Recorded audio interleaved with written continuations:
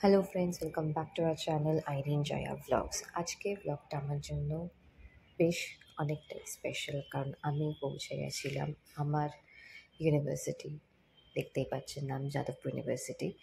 তো 4 নম্বর গেট দিয়ে ঢুকতেই যেটা ফার্স্টে চোখে পড়লো সেটা হচ্ছে ঝিলটা। দেখছি জল নেই, যেই ঝিলে একটা টাইমে জল ভর্তি থাকতো সেই ঝিল ফাঁকা। আর আমি গেছিলাম সানডে।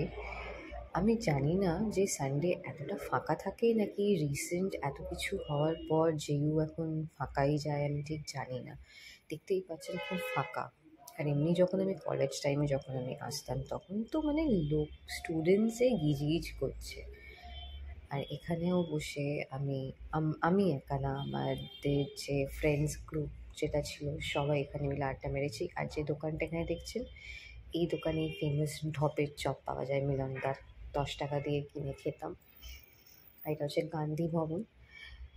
এই রাইট হ্যান্ড সাইডে যে বিল্ডিংটা দেখছেন, এই সিঁড়ির তলায় বসেও আমরা আড্ডা মেরেছি।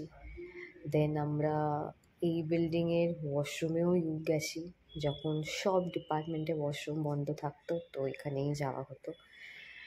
সেদিনকে গিয়ে খুব নস্টালজিক ফিল হচ্ছিল। এক্স্যাক্ট 1 বছর পর আমি আমার ক্যাম্পাসে আবার এসেছি, that too without any planning. হঠাৎ মনে হলো যে চল ঘুরে আসি আমাদের ক্যাম্পাস থেকে। আর সত্যিই এসে খুব ভালো লেগেছে। বাট এইবারের আসাটা একটু ডিফারেন্ট ফিল হয়েছে, কারণ মোস্ট অফ দ্য ডিপার্টমেন্ট আর রাস্তা পুরো ফাঁকা ছিল। এই হচ্ছে সেই স্পেশাল গ্রিন জোন যেখানে আমরা মশার কামড় খাই। উফ, যাদবপুরে না প্রচুর মশা আছে। কিছু থাকুক না থাকুক, মশা প্রচুর আছে, আর সব জায়গায় মশার কামড় খেয়েছি। আর এটা হচ্ছে আমাদের বড় মাঠ। এখানে তো অনেকেই এসে খেলে, কিন্তু আমার মনে হয় না এখন আর পারমিশন দেয় বলে খেলার। এখানেও অনেক মেমোরিজ আছে। এখানে আমরা ক্লাস বাঙ্ক করে আড্ডা মারতাম। তো ভাবলাম যখন এসেছি তো আপনাদের সাথে শেয়ার করি, ভালো লাগলে লাইক করে দেবেন।